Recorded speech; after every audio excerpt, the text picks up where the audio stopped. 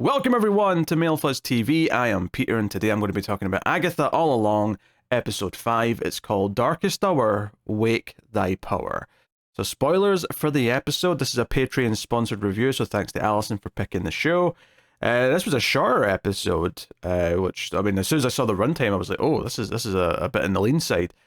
And it's very much, once again, they get to a house, there's a trial. There's a little bit more turmoil on the way there, though, because the Salem 7, which were mentioned back in the start of the show, from Rio, when she was fighting Agatha, they have popped back up. They've came in, because they conjured up Rio, it left a door open, or something like that, and now they're chasing them down the road. So we actually get like a kind of a chase sequence, which leads to a reasonably fun broom flying set piece where they basically, to try and get away from the demonic witches that are coming after them, they grab some giant logs and do a little incantation and off they go. They flying. So that definitely felt like a bigger set piece to start the episode on than I think we've had thus far.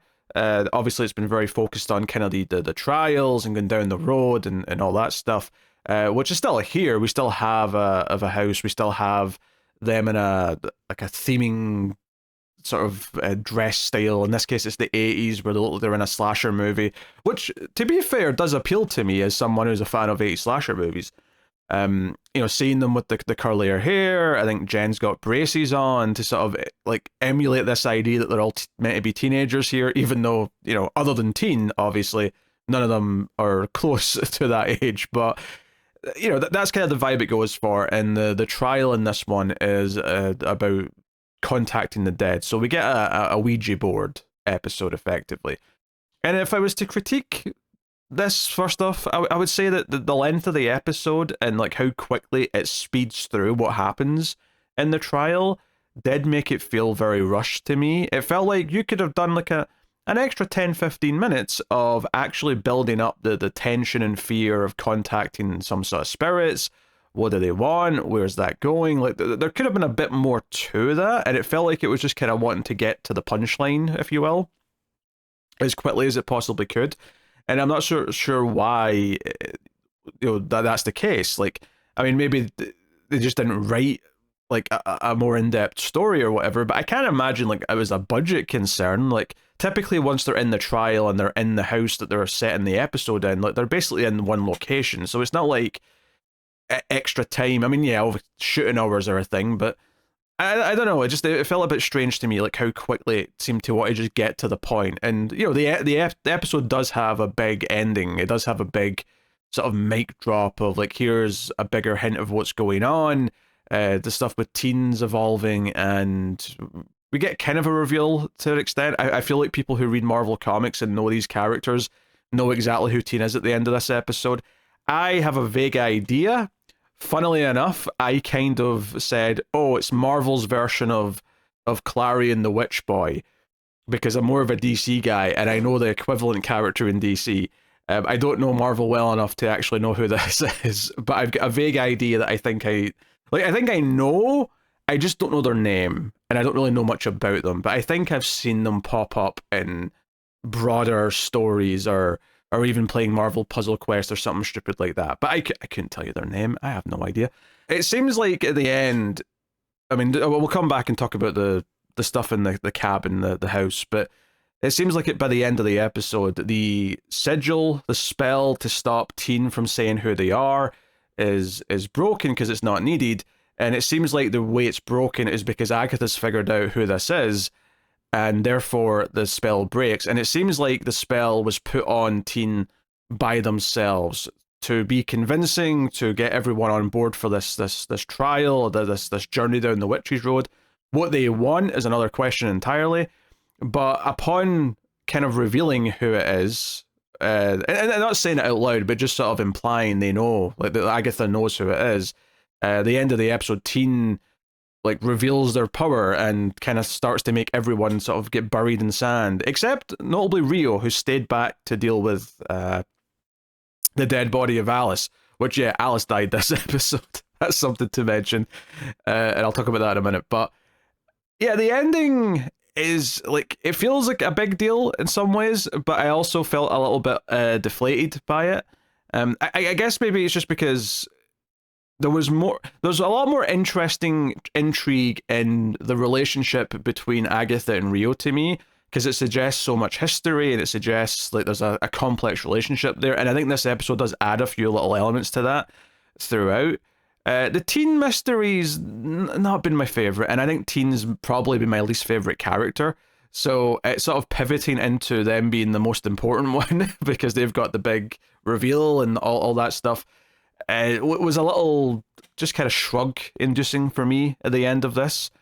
You know, it ends with this visual of this like crown appearing around his head and looking all kind of evil, like, oh, what's his true intentions? And that's when it cuts to credits.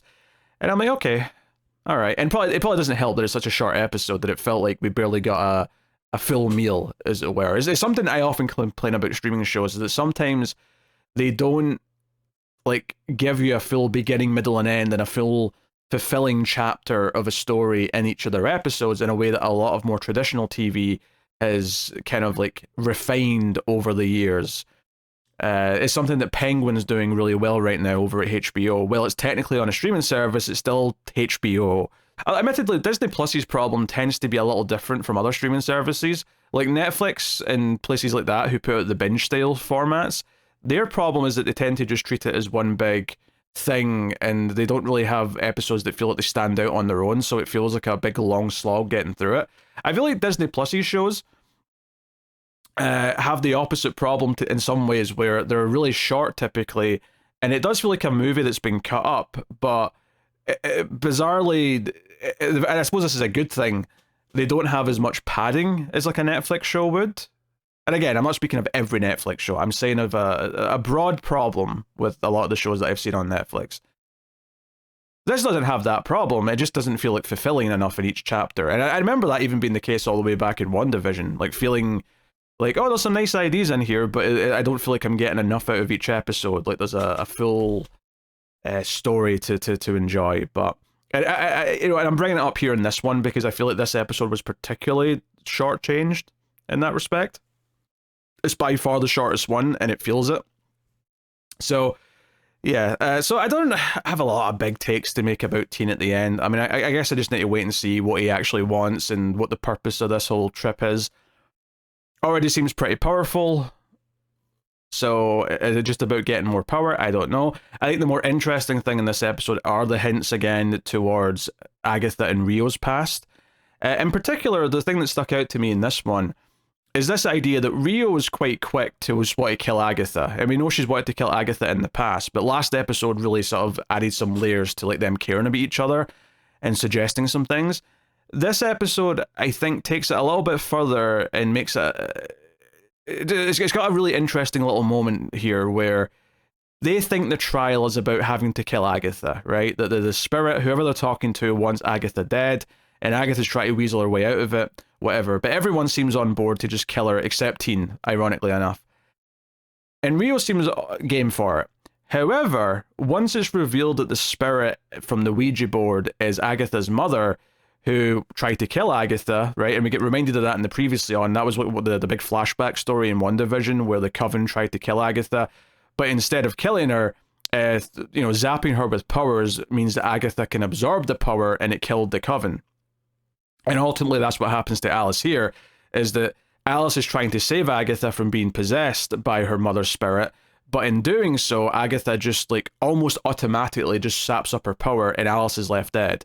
So that's kind of a big thing, obviously, but the point I was getting at here is that as soon as they realize that it's Agatha's mother who is the spirit that wants her dead, Rio's tune changes significantly.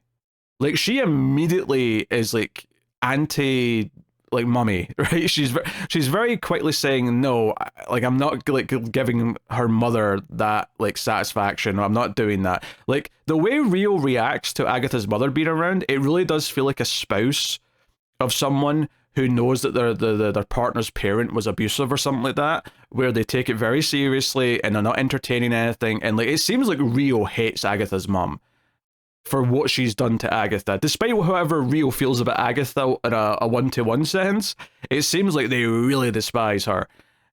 for, you know, whatever reason, try to kill her probably. And yeah, so I mean, going with this idea that Rio is death or something akin to death, there's a couple of lines in here that kind of further that as well. There's a moment when they're going to use the Ouija board where Rio says that she hates ghosts, which I thought was kind of a wink wink kind of thing. And then the fact that she isn't around for the ending, it seems like she stayed back with Alice's dead body, and I do think that maybe the reason for that is that, you know, she's collecting Alice's soul in the way that's been implied that she wants to collect other souls previously in the show.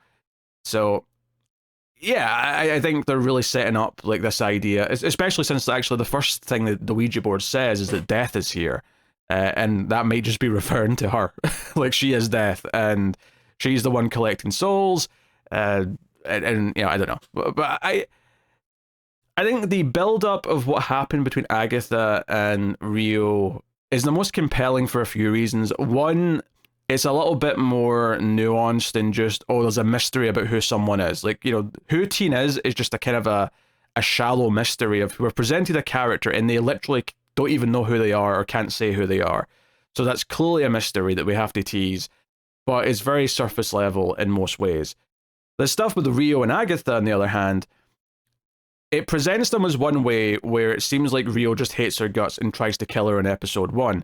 But when we get more time with them, it kind of starts to reveal some other things. Like, there's actually some caring about each other. Like, this is less like two rivals who have always hated each other, and more like two people who cared about each other deeply, and it's become so contorted, and there's been major events that have led to really sour feelings. But it's a real mixture of all the different feelings, where there's still some admiration, there's still love, but there's hatred. It feels like there's a lot more to discover there, and it makes their interactions a lot more complex. And maybe part of it as well is that they're arguably the two best actors in the show, so their chemistry and their playing off of each other is pretty good. And I think that's maybe what's really making that side of the mystery, that the mystery of that, which isn't really a mystery in the traditional sense. I mean, there's parts of it we don't know yet, but it's less of a in your face, haha, there's a mystery here, try and figure it out. And it's more about just revealing who the characters are and what they meant to each other. That has a bit more weight for me than just, here's an obvious mystery with a big question mark on the box that is Teen, right? I mean, in the previous episodes, when they tried to say his name and like the magical thing went over his mouth, that might have well just been a big Riddler question mark with a, haha, try and figure it out. So yeah, it's just about how it presents it, I think, more than anything else. Because it's not that I don't like a good mystery. I was a fan of Lost back in the day. I can enjoy a good bit of a mystery. But it just feels a little bit, I don't know, especially if this is the payoff where we kind of pivot to the reveal, is this moment. Like, I do think Kathryn Hahn's performance, as she says, oh, you're just like your mother, which does raise some questions. Like, I don't know what that means exactly. I don't know if this character I'm thinking of from Marvel has, like, an important mother. I think I saw someone have the idea that he might be like one of Wanda's fake kids from Wandavision. I can't say I had that idea though, because to be honest, I barely remembered her kids. All of that had left my brain. I was not thinking of that at all. Obviously, there's some other little touches here or there that's worth mentioning. You know, when they first used the Ouija board, Agatha pretends that it's Mrs. Hart. So Agatha does an impression as if she's possessed by Mrs. Hart, but it's actually quite good. She does a really pitch perfect kind of like impression of her, does the voice, says some things that she might say, and the characters kind of realize that she's full of shit and she's just pretending. But I mean, it was a fun little bit. And also, just when she actually does get possessed with a real spirit, before we find out it's her mother, it basically just goes through a couple of quick beats from The Exorcist, where she's doing the crab walk along the floor. Her face gets all veiny and kind of sickly looking. It feels very, you know, inspired by famous possession movies and doing all those things, which I think, again, I could have used a bit more time with. Like, if you're going to do this structure where each trial lets us do a slightly different genre of like horror movie or something like that, then it's almost a shame how quickly they're rushing through some of them. Like, you could have done a more compelling like story here. Also, I feel like Cabin in the 1980s sounds more like a slasher movie to me, even though I do get that, yeah, them whipping out a Ouija board doesn't sound that far-fetched either.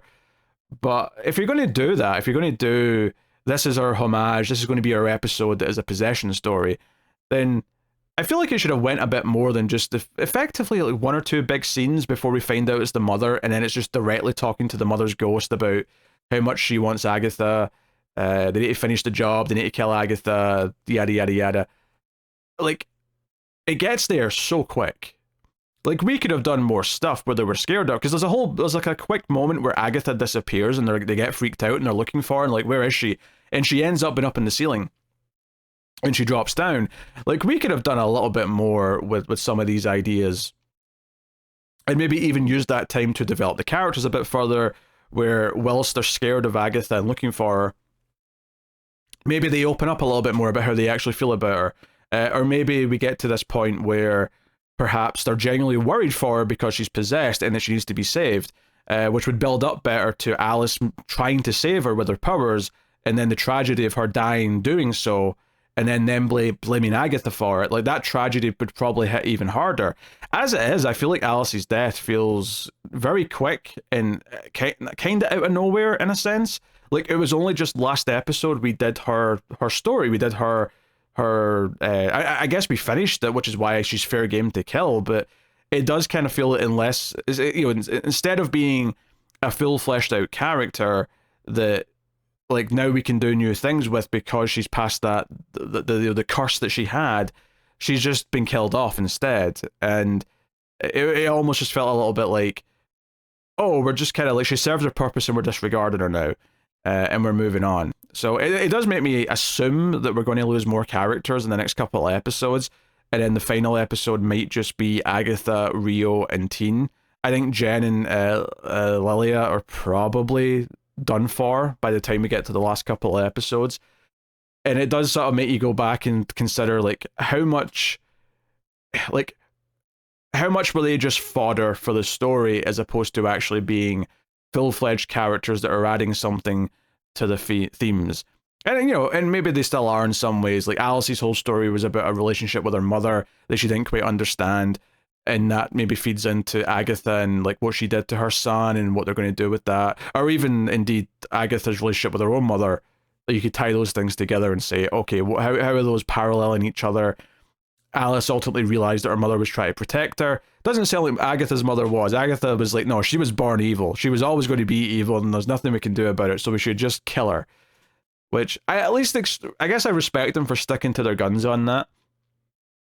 Because I guess the obvious thing to do at some point in this show now would be to reveal that Agatha has redeemed herself or was never as bad as her mother thought she was, and do something with that. But I kind of respect if they stick to it and say, no, she's bad. She's always been bad, and she's always going to be bad. But at the same time, all of the developments with Rio and their past history feels like, I don't know, it feels like that is humanizing the characters a bit more, and but that is a good thing though. I don't want to say I'm complaining about that, because ultimately that's the most interesting part of the show, is like seeing what real relationship these two characters had, whatever it might have been. Also, speaking of Rio, Aubrey Plaza literally does the cackling laughter as she's riding the makeshift broom while they're all flying. She does like a wicked witch laugh, which did crack me up a little bit. It feels like at times she's having fun with the role. Same with Kathryn Hahn. It feels like at times she's just having fun, like really hamming it up and chewing the scenery. And not in a bad way, but just in taking advantage of the absurd premise that she's been granted to play with a character that gets to have fun with it, a character that gets to make jokes, a character that gets to act like they don't care about anyone. Like, there's a lot of fun I imagine an actor gets from playing a role like that, where they get to just be an asshole, effectively. The other line that made me laugh, actually, is when they're all realizing that the trial wants them to kill Agatha, and they all start just basically giving up ways to do it. Where like one says, "Oh, we could tie her up," and another says something, and I think eventually Rio says, "Yeah, we could stab her." And Kathryn Hahn just sits there and goes, "And people wonder why I have no female friends." That did get a chuckle out of me, I have to admit, after they all basically just say a different way of how they're going to kill her. I guess maybe the interesting thing coming out of this episode is that this is such a, you know, I think I said this back in like episode 1 or 2, but this is such a female-focused show. We're dealing with a group of women, and even the relationships that we're dealing with in that group are all relationships that they have with other women in their lives. Typically their mothers, in the case of Alice and Agatha. The backstory between Rio and Agatha, again, is two women that we're talking about here. There is maybe something to be said about Teen turning out to be the villain who's just using them for his own gains, potentially. And maybe we can sort of say something with that, with where we go from there. Like maybe there'll be an empowering aspect to this where they actually do band together to take him out or deal with them in some way. I don't know. I'm just kind of spitballing based on where we've went now. But yeah, I do feel like they kind of just disposed of Alice a little bit. And I think maybe that's just because of how rushed it is. I don't think there's a problem with killing her and having some fallout from that, especially when it's kind of Agatha's fault, and we can see if she actually feels any remorse for that or not. But because of how much it rushes to that point where we just go through the possession story really quickly, it didn't feel like it had the weight to it. And in the same way that when Mrs. Hart died, it felt like it just kind of oh, I guess that happened now. I do have that feeling sometimes with this show where I'm just like, oh, I guess this is happening now. As opposed to naturally feeling like it built up in a way where it kind of felt, you know, natural. It felt like it was building to it. It felt like, oh, they've led the breadcrumbs and now I feel satisfied that they're going through with the thing. Instead, it kind of feels like we're speed running through a bunch of ideas at times, and I still felt, I mean, this is probably the worst episode for that because it is so quick and rushed in so many ways. But anyway, that's my thoughts on this week's Agatha All Along. I'll be back next week. You can let me know what you thought of the episode in the comments below. Like, subscribe, all the usual stuff. It helps out a bunch if you do. Wouldn't be able to do all these reviews if it wasn't for support on places like patreon.com/MailFuzzTV or via YouTube membership. Any way you can support is greatly appreciated. It makes it all possible. Thank you very much for joining me. I do appreciate it. Keep watching TV. Have you got any vanilla?